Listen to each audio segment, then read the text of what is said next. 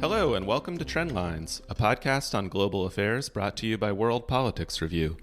My name is Elliot Waldman and I'm an associate editor here at WPR. Before we dive into today's interview, just a quick reminder to tune in again on Friday for our editor's discussion, looking at the week's top headlines.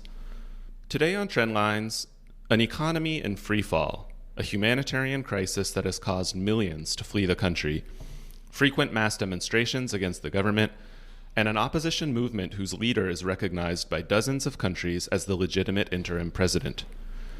In many places and at many points in history, these ingredients have proven sufficient for regime change.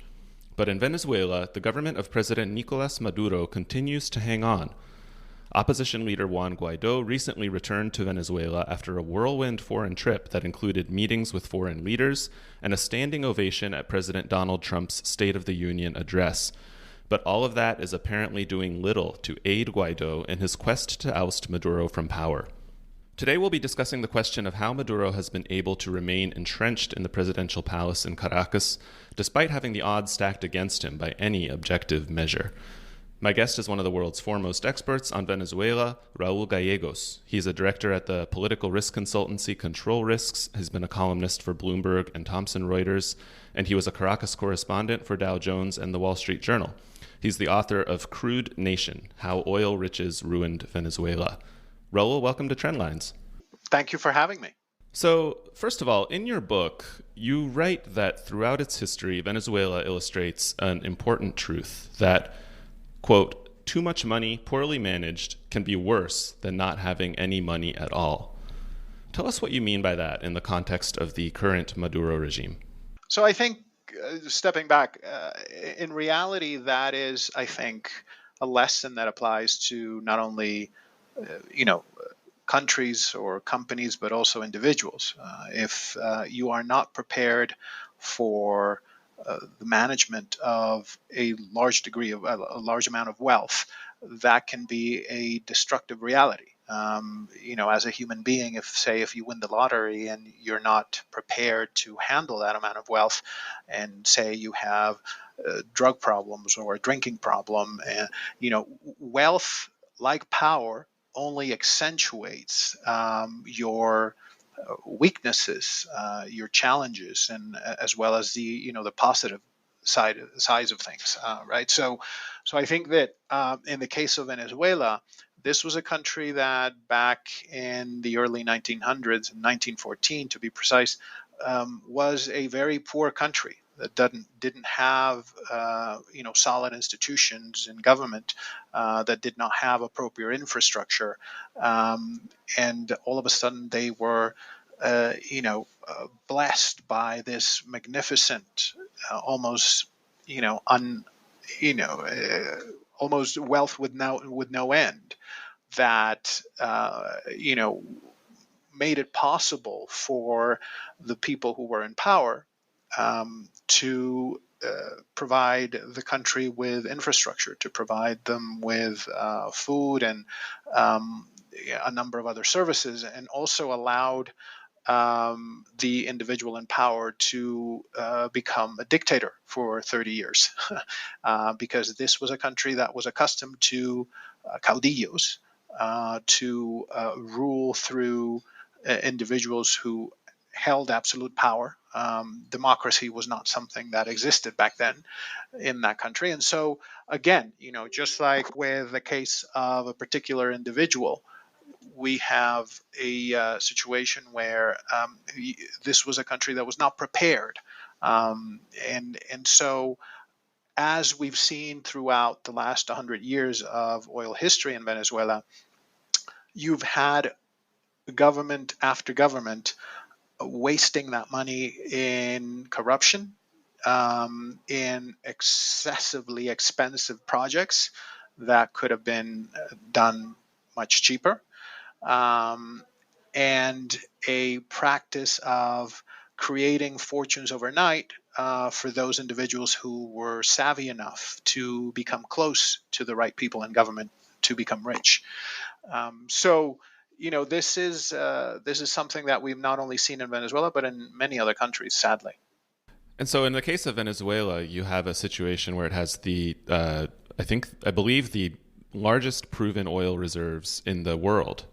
And yet, during the regime of Hugo Chavez, the predecessor to Nicolas Maduro, it was a very authoritarian system, and there was a lot of corruption, obviously, as you point out.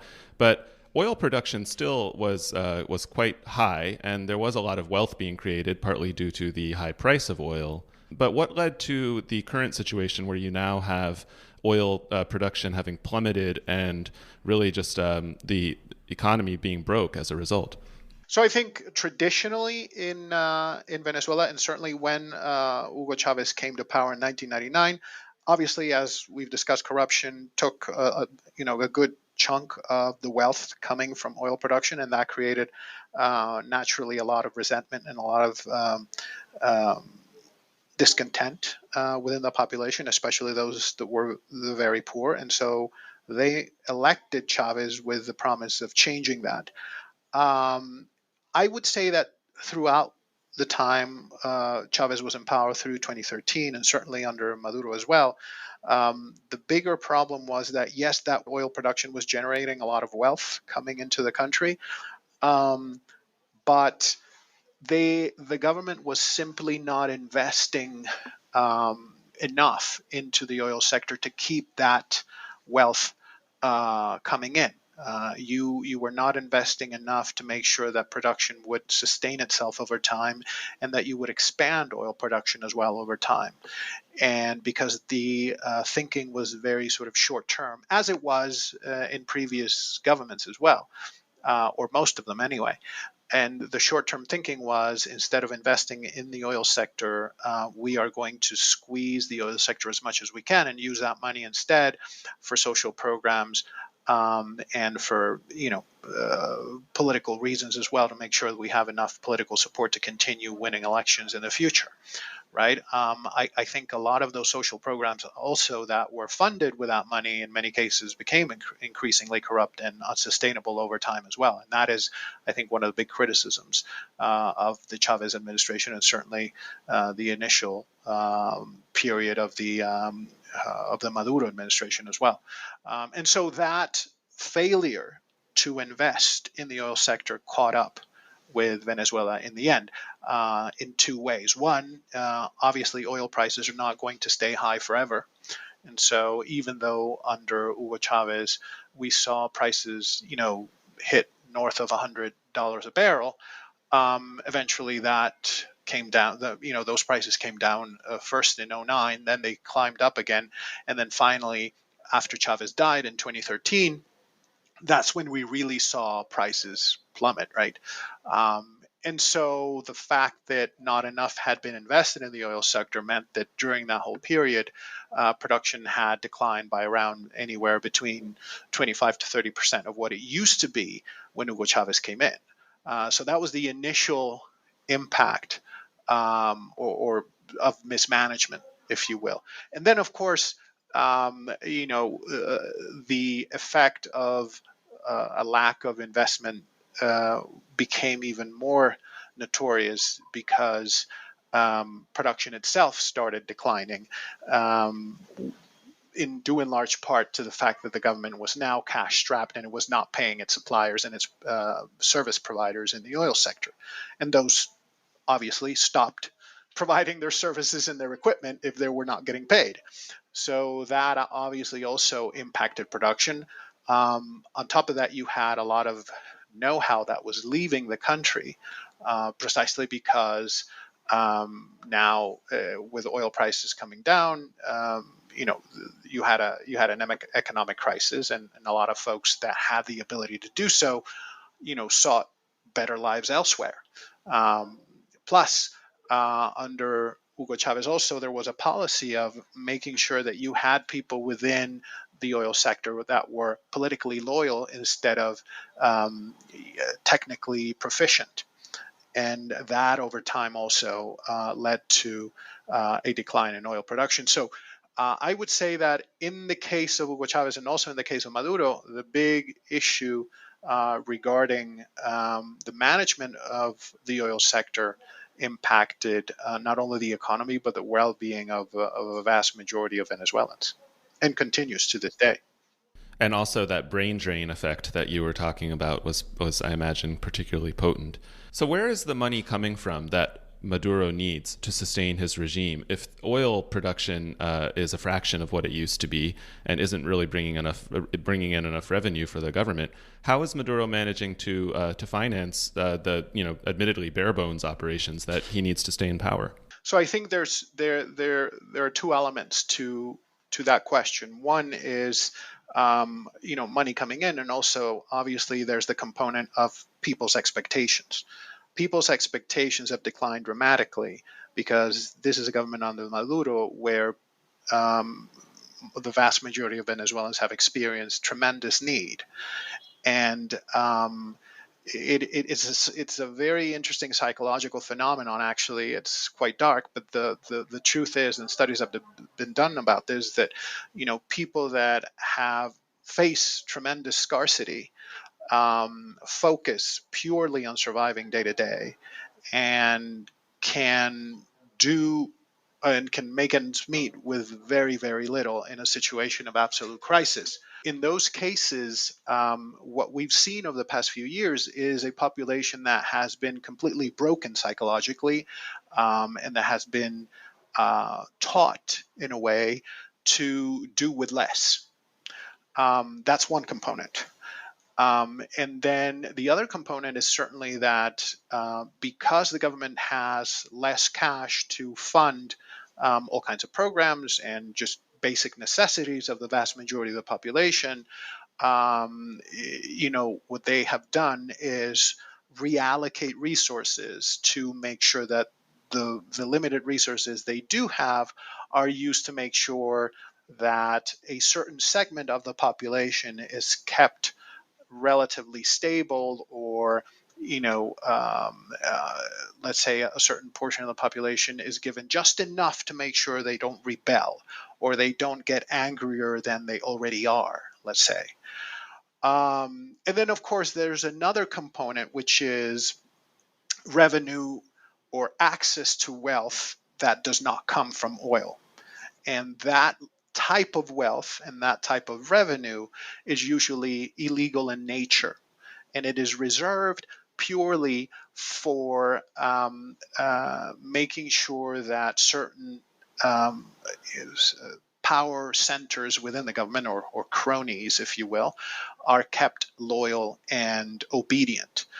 So that means that members of the armed forces, members of the security forces, the intelligence apparatus, certain members of the administration itself have access to or have engaged in drug trafficking or allow drug trafficking to happen, for instance. They might also engage in illegal mining as well of gold in Venezuela.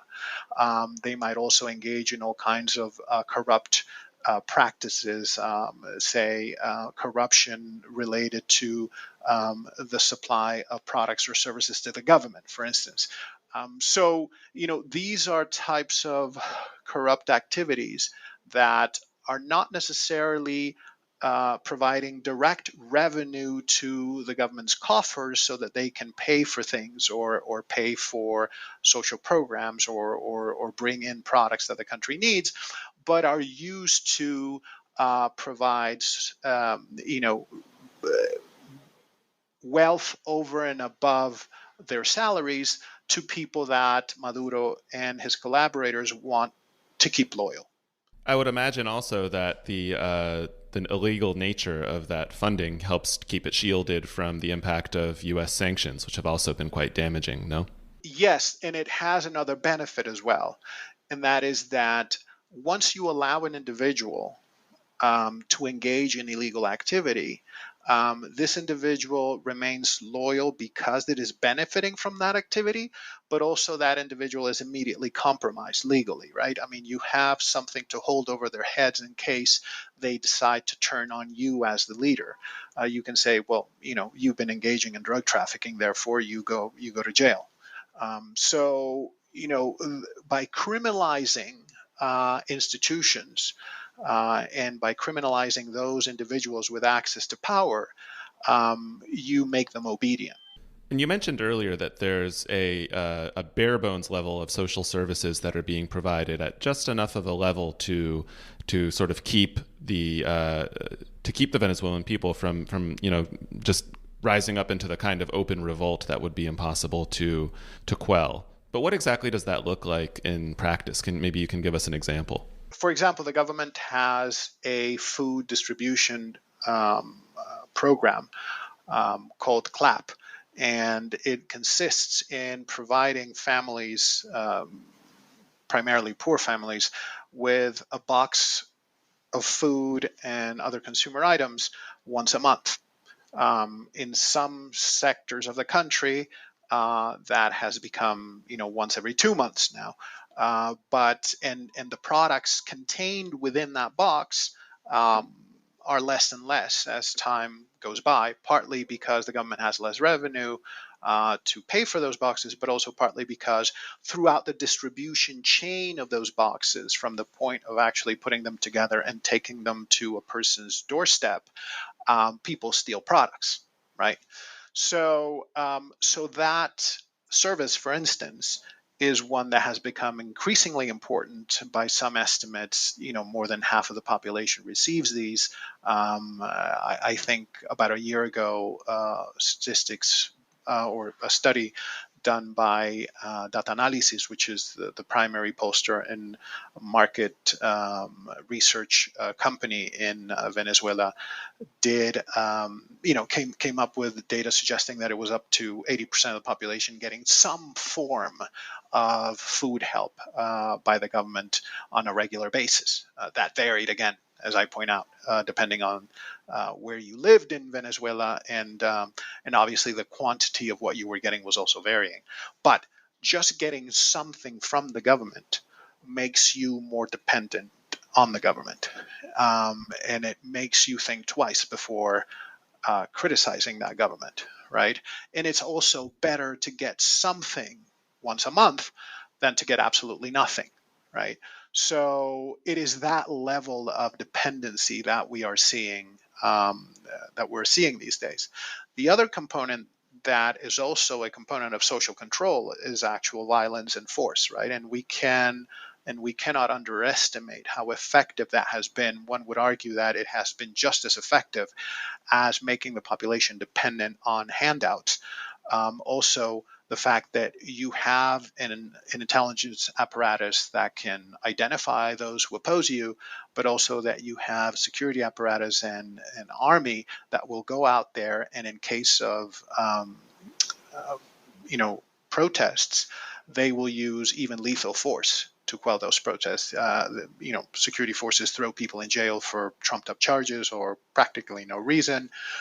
These security forces are themselves criminalized, engaged in, kidnapping and extortion. So that side of things is very much the use of force and intimidation is very much a tool that this government also uses to make sure that if, the little that the government can provide to people, if that is not enough, well, those people will still think twice about trying to become dangerous to the government, because you have a sort of a security apparatus that can essentially eliminate them if necessary. Right. That all adds up to a very a potent combination, especially when you consider the expectations effect that you were talking about before. And I imagine the steadily declining quality of the food boxes or the rations also play into that, I would imagine.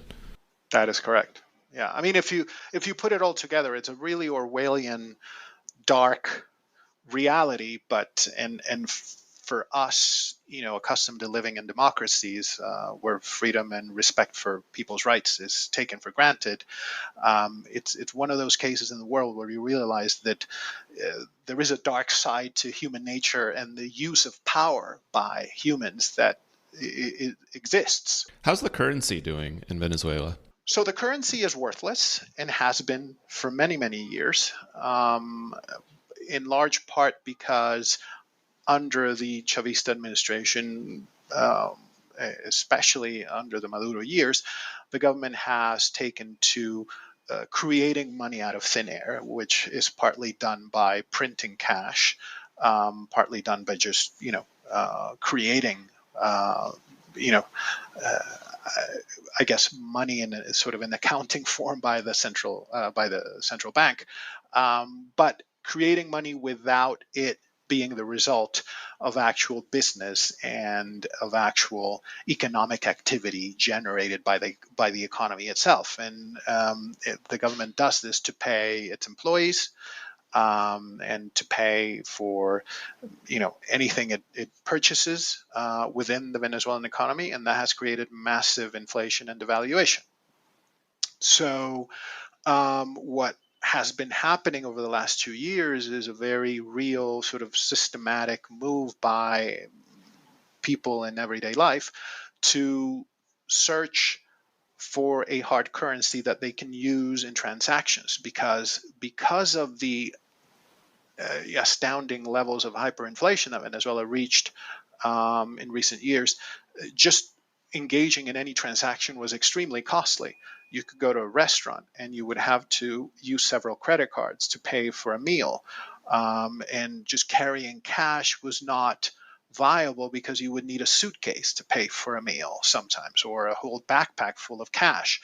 And then obviously cash became scarce, because even the government didn't have the ability to pay for the companies that actually print cash for the government, because the government was printing so much cash with its own machines that the machines were just not enough. They had to go to suppliers globally to send them plane loads of cash. So you can see how just the everyday reality became increasingly complex because of the policy of creating money out of thin air that the government continues to engage in today. So now the vast majority of the Venezuelan economy is in many ways largely dollarized. You go to any sort of market stand or a restaurant or any other business, and you can pretty much pay for a service or a product using dollars. And the Maduro administration has actually taken constructive steps, to allow that to happen by loosening controls on banks trading in foreign currency, for instance, right? Right, to some extent, yes. But I mean, there was very little really the government could do in that regard. I mean, at some point, the economy organically adopts another currency once the currency they're forced to use is just not viable, right? So the Maduro government had to move in that direction. Yet you still have a Maduro government that has not officially dollarized the country, which would mean officially adopting the dollar as their main currency and scrapping the bolivar, and forcing the government to actually also, conduct its affairs in U.S. currency. That is not something that we are seeing now, and not sure. I don't believe the Maduro administration is ready to go in that direction yet. And what that creates is a completely different reality for people who have access to foreign currency, either because they have savings overseas or because they engage in some sort of professional practice that can lead them to attain a foreign currency, or whether they export some product. And the vast majority of the population that simply have to make do with, jobs and salaries and essentially an economic reality that is based in bolivars. That creates extreme inequality and extreme hardship for those Venezuelans that simply don't have access to dollars. I would imagine that the kinds of people that have access to dollars are the kinds of people you were talking about before, that Maduro wants to keep on his side in order to stay in power, no? Well, yes, those are there's a class that they call enchufados, which means the well-connected ones. And obviously those people thrive. But you have also a certain percentage of the population that are not necessarily well connected to the government, but that, for many years had businesses, or that for many years were able to save money because of their, professional or economic well-being. And those people now are better off because, they have savings in dollars overseas, or they continue to have, say, a business like a rum maker or say a chocolate manufacturer, or just a number of other sort of businesses in the country that continue to function, and that can generate for those industries and for the people that work in them access to foreign currency. I want to shift out a little bit to discuss the geopolitical side of what has allowed Maduro to stay in power, because you have 60 some odd countries that are behind Juan Guaido as the legitimate interim president, and yet you also have powerful foreign powers like Russia and China backing to a certain extent Maduro and allowing him to hang on. But what kind of role is that playing? So, first of all, in the case of Juan Guaido, I mean, it's important to understand that he is considered the interim president by the opposition-controlled Congress now. And technically, if one looks at Venezuelan law, he could technically be considered the interim president, but it's really a symbolic presidency.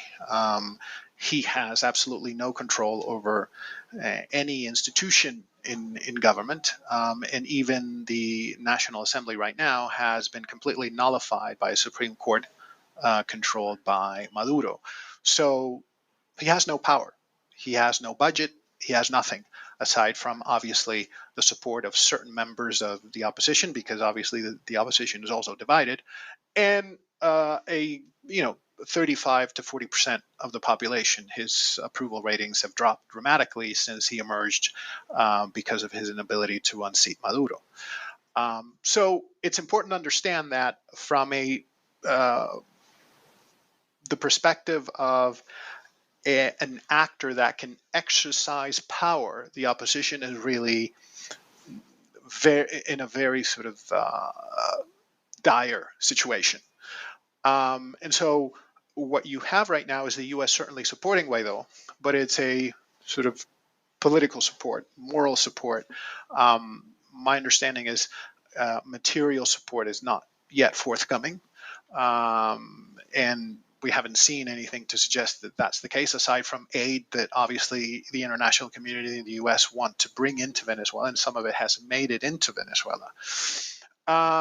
So that is what we have, right? We have an international community that has tried to counterbalance what's happening in Venezuela, where the government and Chavismo controls everything and the opposition controls absolutely nothing. And you have then the Russia and China, which are players that have very real interests in Venezuela. China wants access to the largest reserves in the world, so that they can have access to oil and energy in the future.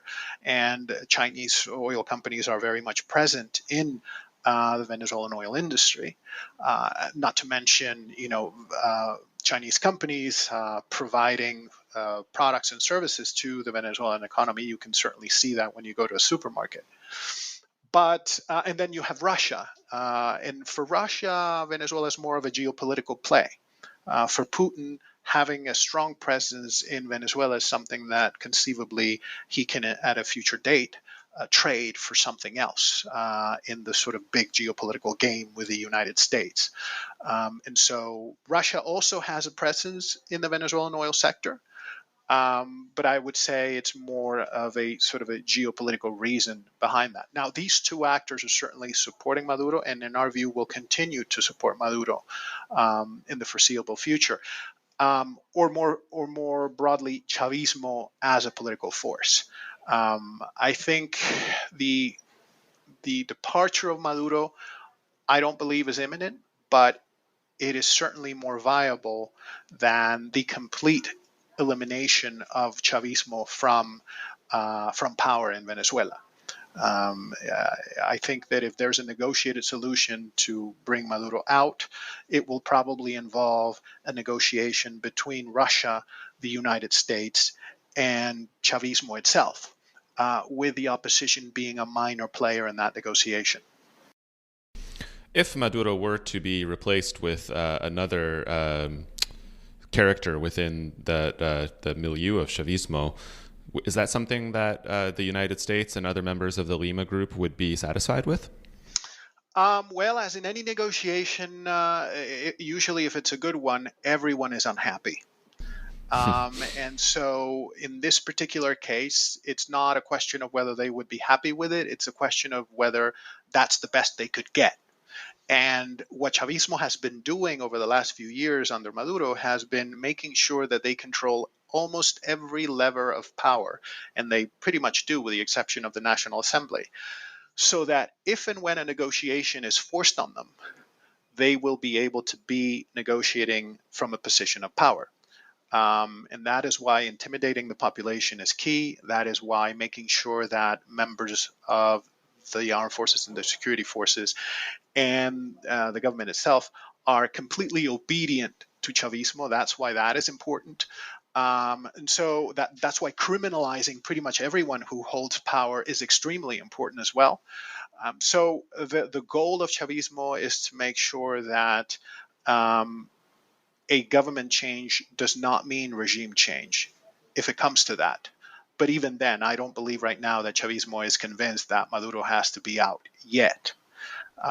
They are thinking that eventually Maduro might have to be out, and when that happens, another Chavista will comfortably take over, and the vast majority of the control they have right now over the apparatus of government will largely remain intact, right? So I think that's the thinking.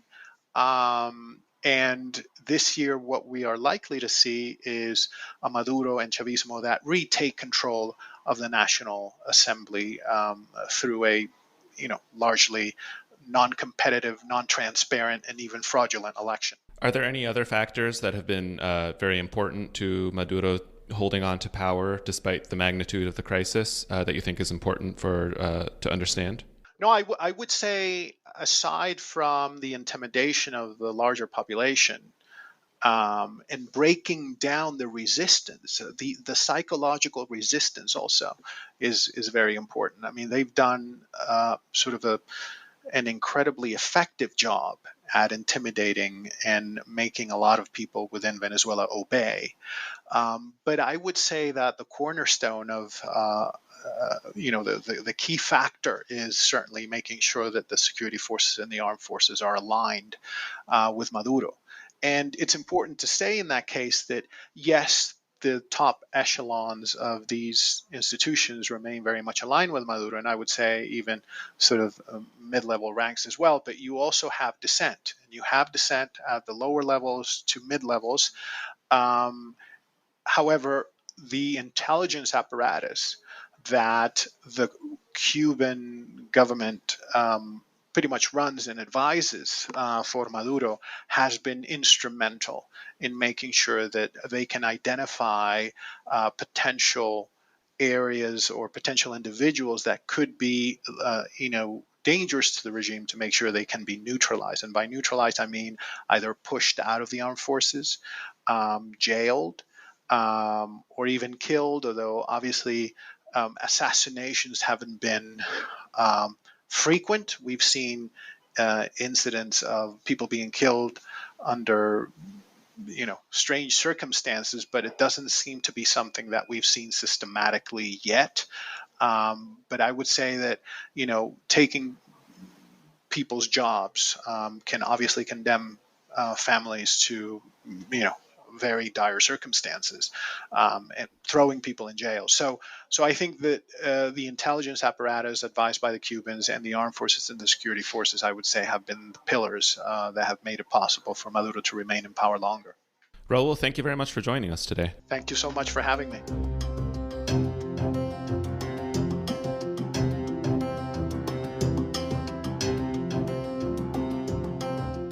Raul Gallegos is a director at Control Risks, where he focuses on the Andean region of South America. He's the author of Crude Nation, How Oil Riches Ruined Venezuela, and he joined us from Bogota, Colombia. If you'd like to comment on the discussion, ask a question, or even suggest a topic for a future episode, drop us a line at podcast@worldpoliticsreview.com. Trendlines is produced and edited by Peter Dury. You can follow him and WPR on Twitter. And while you're at it, don't forget to sign up for our free daily newsletter. It's the best way to keep up with what we're publishing, and you'll also get a code for a 25% discount off an annual subscription.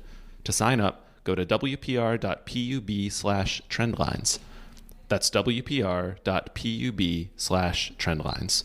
Thanks for listening, and tune in again next week.